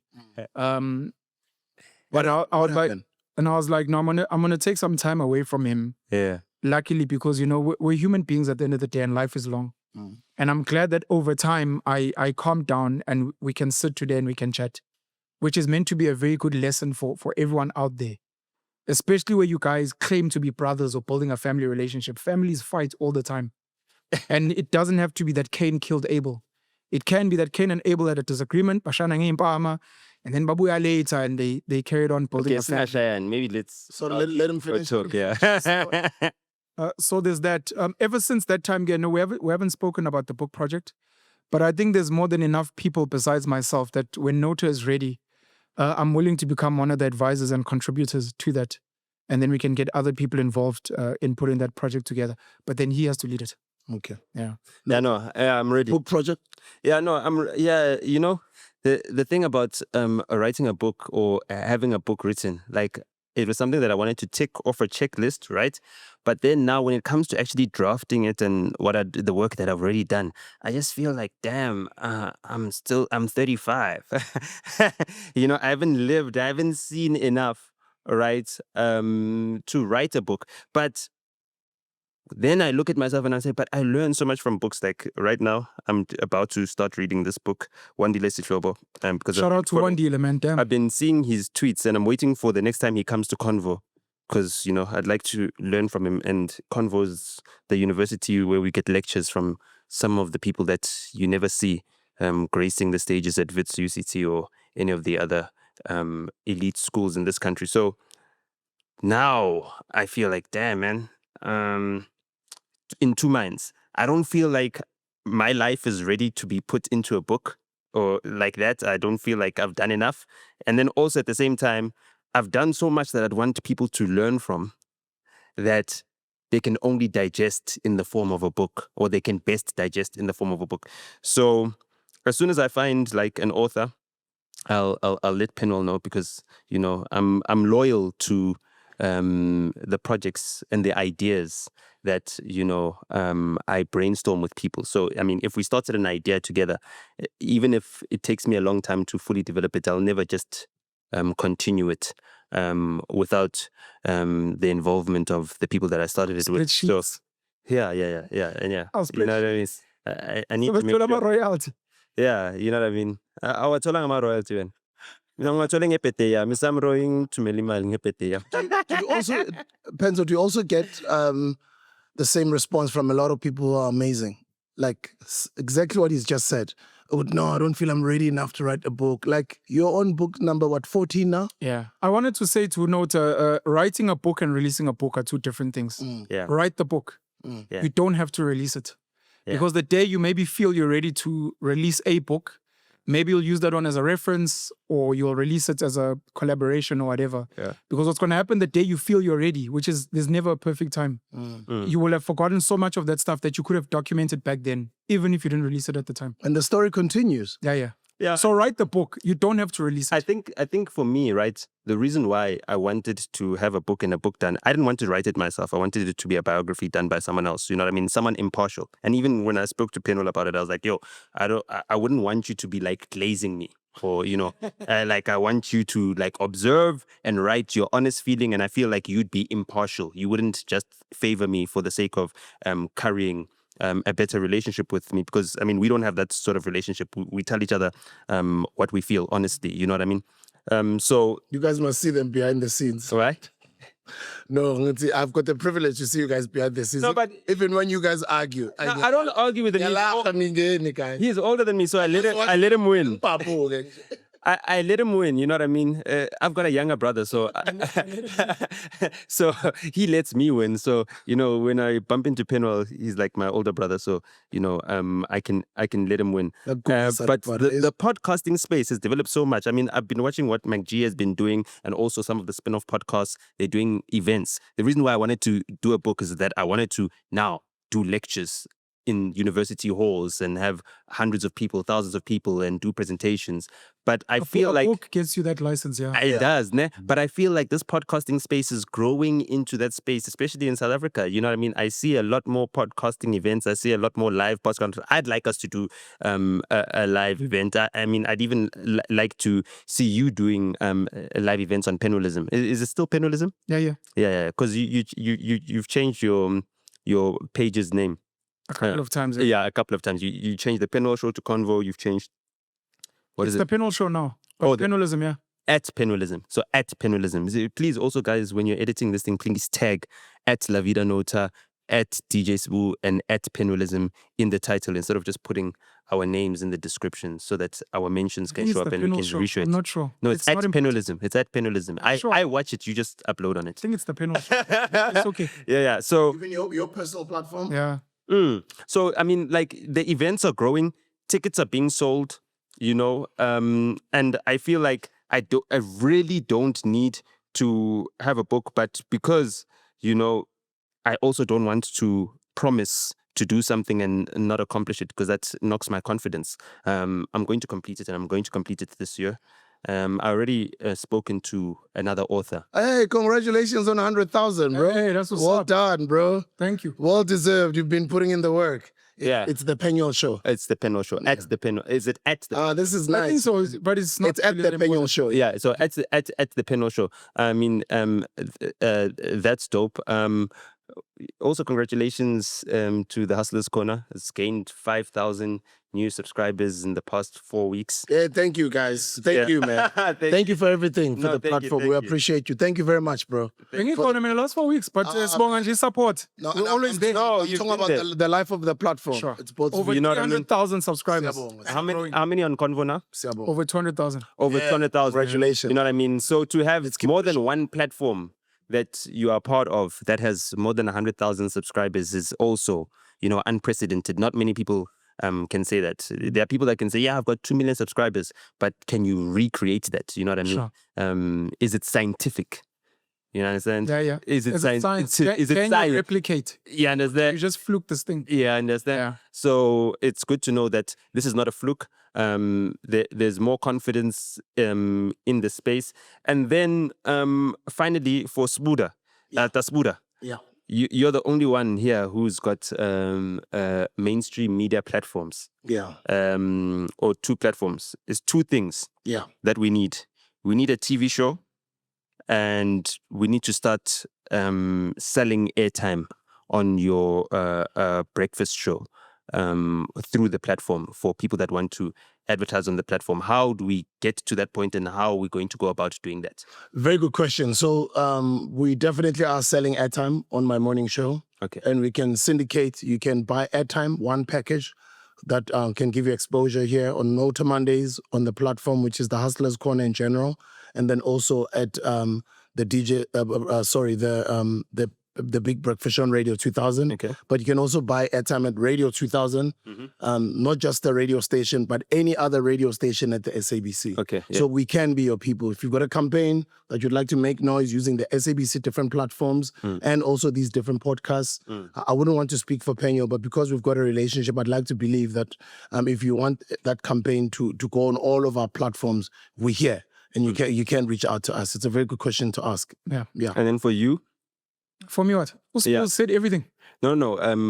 Advertising and Spools said everything. mainstream. You're not getting onto any mainstream platform. You're not doing anything television-wise. You're not doing anything radio-wise. Nothing to announce at all. Thank you. You're staying online. No, I'm online right now, yes. Yeah, okay. No, that's cool. I That's can't cool. speak about the future. There's nothing to announce. There's no big bomb I'm coming to drop. Hey, guys, catch me on... No. No, because in the last episode, just before we close, we spoke about this new podcast going on to TV.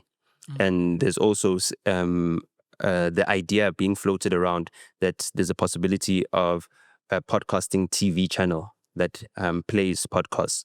I don't know whether SABC, ETV, or EVOD or DSTV are the ones that are trying to do something like that. But I see a lot more opportunities coming into the space because they can tell that in the next 5 years, digital is going to overtake traditional in terms of advertising revenue and media buying spend. So if you want to spend your money on something that is going to grow in the future, you're starting to spend more of your money on these online platforms. But also at the same time, I've gotten some intelligence from some high up people in the media spaces that smaller platforms are starting to buy airtime on these mainstream platforms and then resell it to other clients as well. So as the space is changing and as the space is diversifying, I'm encouraged to see how we're going to navigate that space. And I think that was just inspired by PENUEL having a little debate about digital and mainstream with Caesar Loma just the other day, which we never got an answer to. But I think Grok assisted us in getting something definitive and understanding what is our value in this space. Dasbuda, you were the first person to interview Offense Baloy, Primo. Did you see his previous interview right now? Yeah, when he was talking about influencers and the amount of numbers they're pulling. Yeah, so comparing to platforms like About Generations. That was 2 years. Nisahleli mina ngizocela indlela. I know you. I know, sesiyayivala sesiqedile. No, mina ngicela uvaya yo. No, Sesiqedile. Family and things. who's the spoo? Because Thank you so much. he was the one that Love you, bro. Thank you very much for your time. Appreciate you. Thank you. Thank you. And invite me to Convoy again, please. Yeah, so Offense was speaking about influencers being undervalued and everything else. You happen to be on all the different media platforms. Why is it that people like Abo Offense, who we see as doing very well, 2 years ago or 3 years ago, he spoke to you about his challenges. And even now in 2025, they're still facing the same challenges. And when as a Grootman who's been on all these media platforms, who's also done the online space, you are active on TikTok. You are obviously on radio. You are tenured in terms of as a TV presenter. You've got this platform as well as your own other DJ Sbu channel, which you're using. What do you think you are able to do to get this space right that these young creators need to learn because they haven't had the experience of mainstream and traditional media in the past? I think they're well on everyone is on the right track. This is still early days, bro. Like the fact that you're starting to see podcasts, and congratulations to Podcast and Chill and everyone that is cracking and doing deals with mainstream or DSTV platforms. It shows our growth. It's good for all of us. So even if you might feel you're being a little marginalized, or you're not getting the respect you deserve, or the checks that you're supposed to be getting, just keep at it. The fact that you are where you are who you are because of the internet, it just shows you the trajectory at which you're in with your career, and just how this space is growing. That it's rapid growth, as we did say about Space Sail and Starlink. That as soon as that happens, and it looks like that is happening within the next 36 months, whether it's Elon Musk's Starlink or his Space Sail from China, it will liberate a lot of potential content creators that are unemployed sitting in the hood right now, and they will learn about a whole lot of other content creators that have changed their lives through monetizing the social media space and the internet. So keep at it. I wouldn't like for young guys or influencers to feel disgruntled or be demotivated or think they're not getting their well-due respect or their well-due checks. Those checks are coming, and they're going to be bigger than they've ever fathomed. You know what I mean? So let's all just keep at it. Let's keep on putting pressure. Let's keep on creating content. They're starting to recognize our power on the internet. They're starting to understand where we're all going. Let's just keep at it. And it's good that we've got a leader like Podcast and Chill, people who don't just fold to pressure, who don't just easily sell out, because all of us rely on the type of deals that one of our biggest or our biggest makes, right? So the fact that those guys keep on going and they just keep on breaking the ceiling, they're doing it for all of us. So all of us, there's no giving up. Let's just keep going. There's no complaining. I could also start complaining. I could complain and say, hey, our platform is big. We've got good numbers online. I'm DJ Spoo. We are NOTA. Why aren't we getting? You know, bro. You know what I mean? Like, why aren't we getting advertising on our platform? Like, I don't like that victim mentality. I just believe in putting in the work. Because when the time comes, those blessings, when they come, it's nothing like you've ever fathomed. So let's just keep on putting the pressure. Let's just keep on putting the foot on the on the pedal. Let's just keep going. No. That's encouraging. And I think that on a parting message, I was watching our yesterday's episode, and while I was watching it, you spoke. You mean last week's episode? Your birthday episode last week. Your birthday episode. I was watching last Monday's episode. Oh, yeah. All the 6 other days of the week have become irrelevant to me. I only have Mondays. So last Monday was yesterday, okay? So when you speak about yesterday's episode, and thank you for, those words you spoke into me, I took some time to reflect even after recording it, and then watching it again, I just revisited my sentiments over the weekend. And, it just made me also think that, wow, what you're doing right now, especially the Hustlers Corner platform, I mean, you might not know this, but you've got like 26 million views on YouTube just on the Hustlers Corner already. Apart from the 300,000 subscribers, you know what I mean? You've got more than one channel that has got over 100,000 subscribers. So you're tenured in that. And to be quite honest, it's very funny, but you're the only person that has actually made a successful transition from being a mainstream radio or a mainstream television personality to also then having a successful or growing podcast. And I think that you need to be very proud of that. In the previous episode, and also in past episodes, you did express that, hey, you saw this as a side hustle and you're starting to take it more seriously now. Let's just be honest. This is a very difficult thing to do. When the podcasting space started blowing up and a lot more people started coming in, we did see an influx of people from mainstream media, from television and radio, starting their own platforms. They just haven't been as consistent as you have been, number one. And I don't think they've been as fortunate, because there are some who have been consistent, but the numbers and the impact is just not growing for some reason. So, I just like to congratulate you and let you know that you're a game changer. And the same way you inspired my generation in entrepreneurship and everything that we're doing in selling products and being salespeople, I think you're also inspiring a generation of your contemporaries to feel like they can step out of the shadows of the organizations that they're currently serving one day and build an audience for themselves and curate their own content and grow their own individual voices outside of whether it be SABC2 or SABC3 or whether it be ETV or whether it be 94.7, you name it, and you're doing that. And another reason why, someone like yourself doing it is so important is that we are told so much that what validates us in this world is where we come from and whether we come from privileged spaces. You did not go to Hilton Boys or St. John's or Michael House or any of those elite schools. You weren't part of some elite family of nobility with land and all that type of stuff. You know what I mean? You're like a normal guy from Ekas. And for all the normal guys from Ekas, especially myself and others included, so many others, to have you as an inspiration and as a beacon is something that is invaluable, and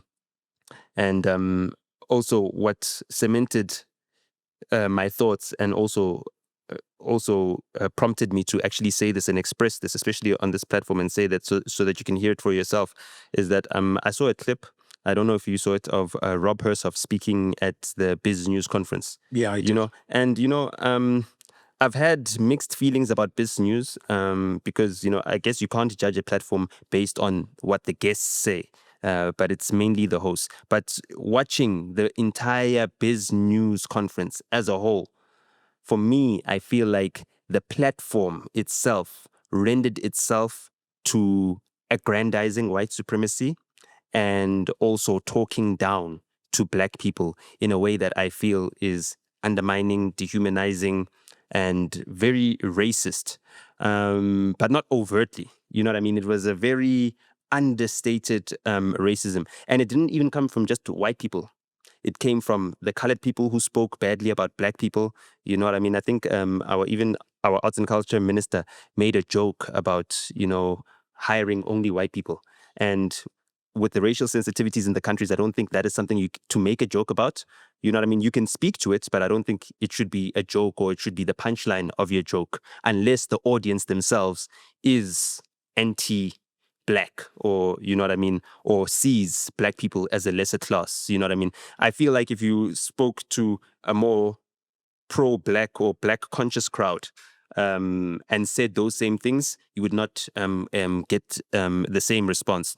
I also saw the CEO of Cecil speaking, Mr. Sidney Baloy, as well. And he spoke about what he's doing in the business. But, it's so funny that he's a Black CEO, and you've seen so many other speakers speaking at the conference and speaking about how incompetent Black people are, incompetent Black politicians are, how incapable Black leadership is, how it has failed our country and brought it back.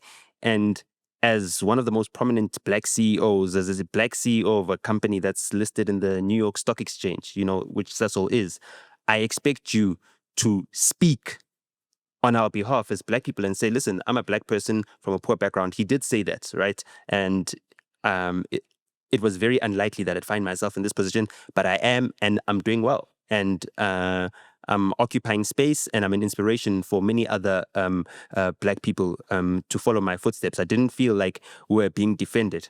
So when it comes to Alecog and the people at the organization, I think that they need to introspect as well. And look at whether they're about promoting business or promoting capitalism, whether they are about promoting business or promoting Western culture. They platformed people like Douglas Murray, who's the person who's been speaking about what we're discussing with PENUEL right now, about the white fright, the fear of extinction, and which is different from the white flight, which is Elon Musk leaving this country and going to America and other Western countries or other white-dominated countries because they fear democracy. I didn't feel like they did us justice as Black people, and they're doing us justice as South Africans currently with the current climate where we need some. There's this other a religious group. They're called the Baha'is. They're from Iran, but they're based in America. And I went to a couple of their meetings, and they basically coached me on depolarization strategies. And it's so funny that a lot of these platforms sometimes become tone deaf because they've got this audience capture in mind, and they've got a specific audience that they're speaking to, and they're saying whatever their audience, finds palatable. But they also forget that they've got a global audience. There's over 1 billion people on YouTube right now that are exposed to their content. And when it goes viral, now you're starting to get negative reactions of people that are not even part of your core audience. And that's one clip from Rob Hersoff, I think, was the most egregious anti-Black statement that was said on that Biz News platforms. And it went unchallenged until it came onto the timeline. And then the audience was different. And then on the timeline, people then called it out for what it was. I mean, I've got nothing against Rob Hersoff personally, and I've got nothing against, any white people, but I also feel like the enclaves that they live in make them very, very tone deaf. They don't understand it. 2 Mondays ago, right, we had a debate or whatever the case may be, myself and Sis Mandisa Mashego, and it was hot. Pele pele. You know what I mean? Fire, flames, And then the following Monday, it was just you and me, and it was water. It was chilled. Why? Because we understand our audience and we understand the type of messaging that we're trying to create is that we're not trying to create divisive messaging. We had that one hot episode where it was heated, you know what I mean? And then immediately after that, we're able to reflect on that, but we're also calm because we understand that that's what our audience needs right now. And with the amount of turmoil that's been going in, I think yesterday's episode, since every day is Monday, even when it's Tuesday, it's not a Monday. But when it's Monday, it's NOTA Monday. That is something that I hope that me speaking about, people start to notice more, that we're very intentional with also how we stage the content that we're creating and how much we respect the audiences that we have. And then before we close it, there was someone who wanted me to complete my synopsis of what I saw in the Bishop Maponga episode. And as you're about to complete it, let me say, it's crazy. We think that's the very first thing that was the very first question that I challenged Rob Herzoff on. Oh, so you spoke to him? Yeah, we spoke to him a couple of days ago. Oh, okay, nice. You were actually supposed to be on that episode. Oh, sorry. You just ran late. Yeah. But you are forgiven because it was your birthday the night before and whatever happened. Would have been dope for you to have been on that episode. I really wanted Did you have pen? Yeah. Okay, I know. Then it's fine. I'm covered. Which was as long as your pen was there, I'm covered. We even played the clip onto the microphone. Which clip? Of what he said? Yeah, that went viral. Oh, yes. That's a very same. You didn't play him the clip where he denied knowing me. That's why I wanted you on the episode, bro. I did not even want to play a clip. I wanted him to meet you, but anyway. No, he knows me. It would have been great. Of course he knows. He spoke about you. Oh, I've got his number. We've chatted. I really was looking forward to seeing you and Pen and myself having a conversation with Mr. Rob Hersoff. But it was a great episode. Sorry, continue. Your synopsis? No, I think my synopsis or summary or what you call of Bishop Maponga's episode. Yeah. So I didn't get to speak about it because I didn't want to actually speak about it at length. But the only reason I'm doing this is because there was one person, one individual who made a comment. Yeah. Right? And that comment didn't even have one like, but it had a reply. And when I went into the replies, it was you saying we'll do better next time. Yeah. I didn't even want to say anything about the episode. People can watch the episode and make up their own minds. But, I liked the episode. I love watching Bishop Maponga's content. I've also watched other episodes. He's gone on to a couple of platforms. And I feel like he's what do they call them? I forgot what they call them, but He's a Pan-Africanist. no, yeah, but not it's not a maverick. It's not a An orator? no. It's not an oracle, not an orator.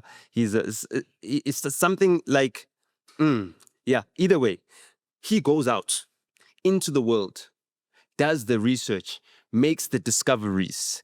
Then once he's made the discoveries, he crystallizes the knowledge. And then he shares the knowledge. And then he sees the response and the reaction. And then from the response and the reaction, he's then prompted to go and do further digging, further work. You know what I mean? And he's doing a lot of the work that could be done if we had more functional communities that weren't interrupted by us needing to live lives in this industrial economy where 5 out of 7 days a week we're supposed to be at work. You know what I mean? Or we're supposed to be serving capitalism instead of serving our families, serving our heritage, serving our culture, and serving our essence. So he does the overtime for when we are clocked in.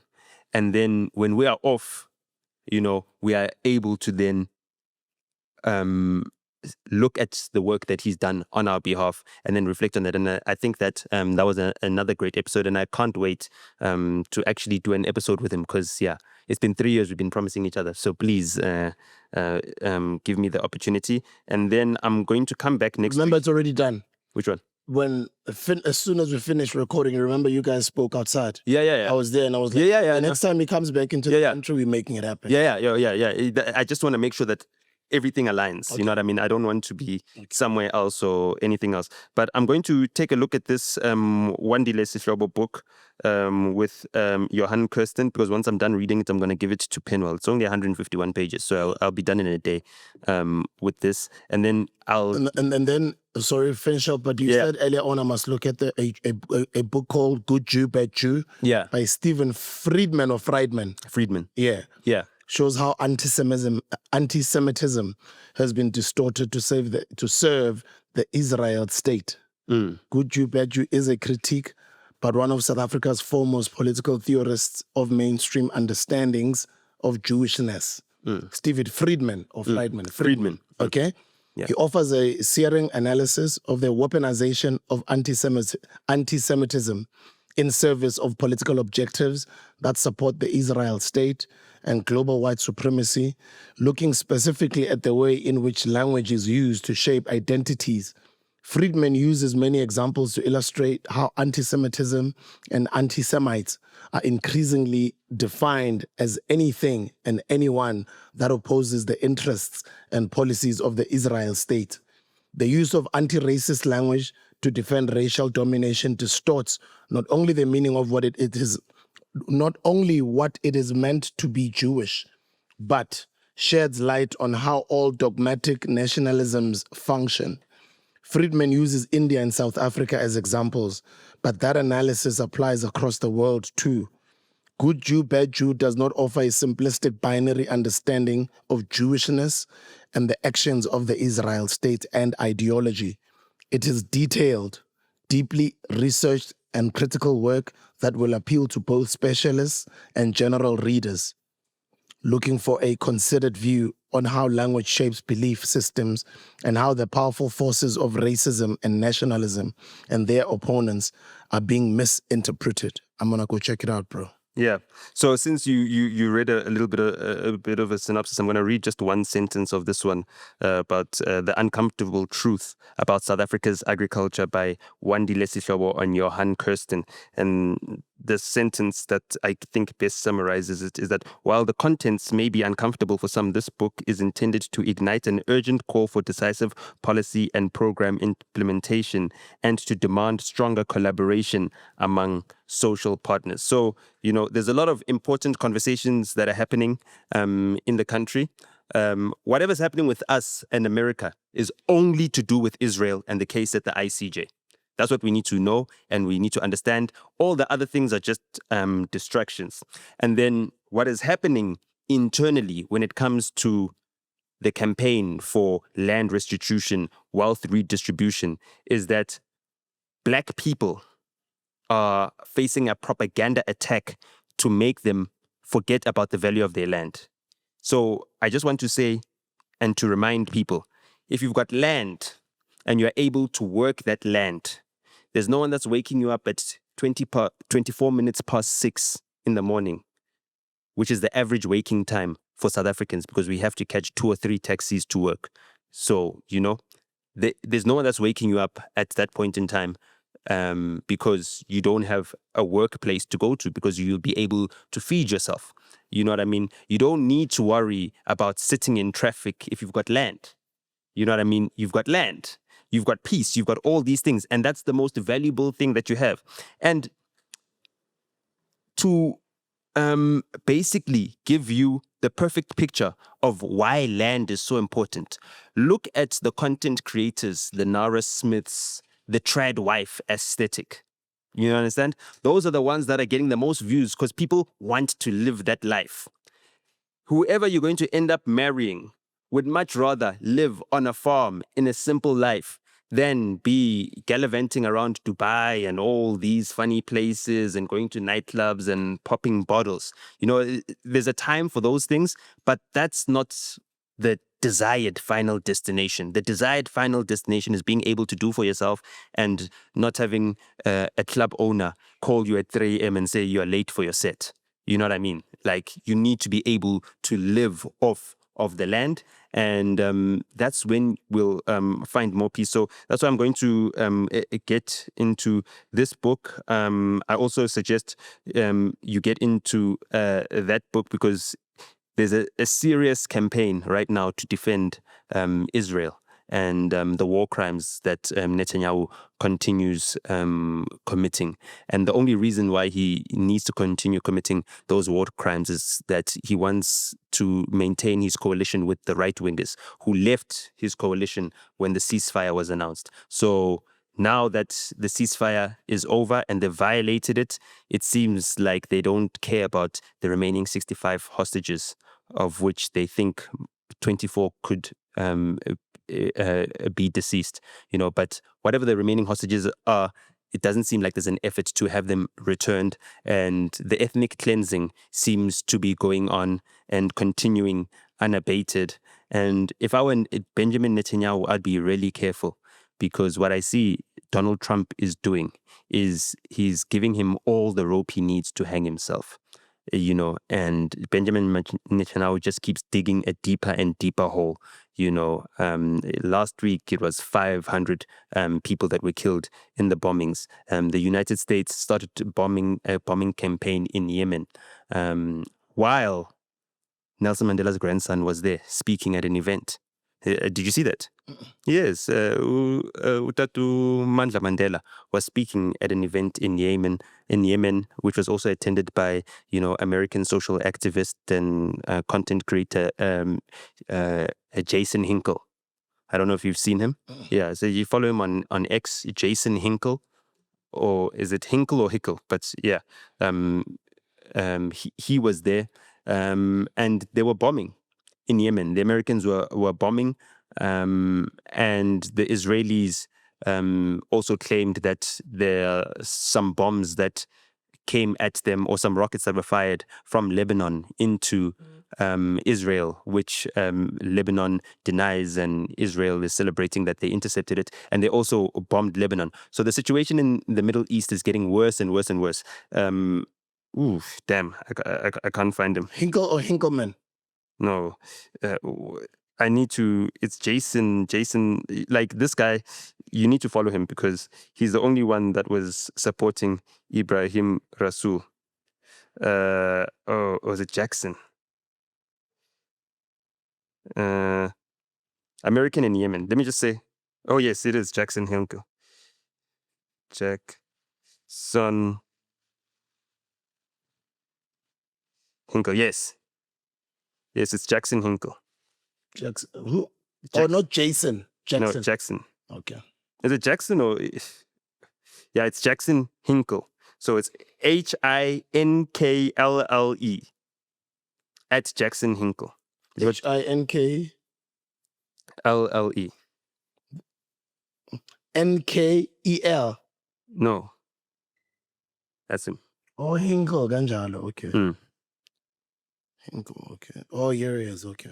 Do you know what I mean? Oh, I'm already following him. Okay. Yeah. So From Miami, he was also Florida. there. Okay. He was also there. Donald Trump sent a love letter to Iran. Meanwhile, there are statements going around from South African right wing is that, hey, the ANC is fraternizing too much with Iran. The ANC was funded by Iran. Iran is a member of BRICS, guys. They're a partner of BRICS Plus. So there's no reason why we should be avoiding Iran and Iranians. And if we had Iranian oil, our fuel price would be much lower. The current attack that we're facing right now is the same attack that has been pushed on Nicolas Maduro's government in Venezuela. So if you watch what has happened to Nicolas Maduro, if you see how they almost tried to depose him, they put a CIA agent in to try and overthrow him, and then they recognized him as the president of Venezuela. If you see the announcements that have been made against Venezuela, that will tell you everything you need to know about the line of attack. Everything else, now it's about our politics, our philosophy, and our people. And our people need to start behaving like they're the center of attention, you know what I mean? And stop sleeping on themselves, because the rest of the world is watching us, and the way in which we move shows what we're made of. We've survived the worst, you know what I mean? We've overcome the worst, especially as Black South Africans, you know what I mean? The mere fact that we still sing and dance and we're cheerful and we're hopeful and we believe in our futures, it just shows that, we're a great people that has been tested and has passed the test and has been graded. So, I look forward to how these current developments globally are going to shape themselves as allegiances are tested. And I also want to reiterate, we need to stop panicking about our AGOA membership. We need to stop forcing ourselves into lobbying for an African Free Trade Act that comes before we've developed trade on the African continent and formalized it and made sure that it's fair and that it's proper.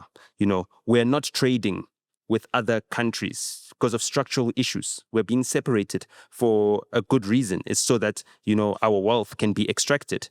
And our international partners are extracting more wealth from Africa as we fight amongst ourselves. So we need to keep a good head on our shoulders. We need to unify, and we need to thank all the racists, for showing us their true colors, because I don't think as Black people, especially as Black South Africans, we've ever been more united than this. Maybe during apartheid, when, we knew who the enemy was. Over the past 30 years, we've been confused as to who the true enemy is. And I think now, we're coming to know who the true enemy is. And yeah, I'm looking forward to another NOTA Monday next week. Can't wait to see you then. Mondays belong to the authority, not a Monday unless it's a NOTA Monday. Danko. Danko PENUEL. By the way, it's not PENUEL who coined that. It's one of our audiences. Oh. They're going to be angry. They're going to be like, you guys stole my line. Now you're giving it to I didn't see it. I think it was the episode before Sis Mondays. I think one of those two. It's either the 17th or the 24th. I'm going to go back and read all of those comments, and I'll find your name so we can give you your due proper credits. Okay, no. Danko. It's not a Monday. Manje espaleni lestragela. Oh, it's like 6 months. Bayakhala bathi manje ufaka isport uvala amehlo. So you must remember that our audience is a lot of Black people. Black people are about respect. Anything that looks like indelelo, they get offended. Oh, nanto sport. Uvala amehlo. Oh, this is plome. Our audience, it's strict, the audience. Every episode we must apologize for something. I must strict. I know, but strict, but right. Yeah, but keep us towing the line. Exactly. You know what I mean? Yeah. Exactly. And we like to be accountable. Thank you, guys. So we're launching the Mzake's Kitchen menu on Uber Eats from the Easter weekend. We'll see you soon next week, Monday. Who are we going to have on NOTA Mondays? We don't know. We'll see. It's not a Monday unless it's NOTA Mondays. Danko.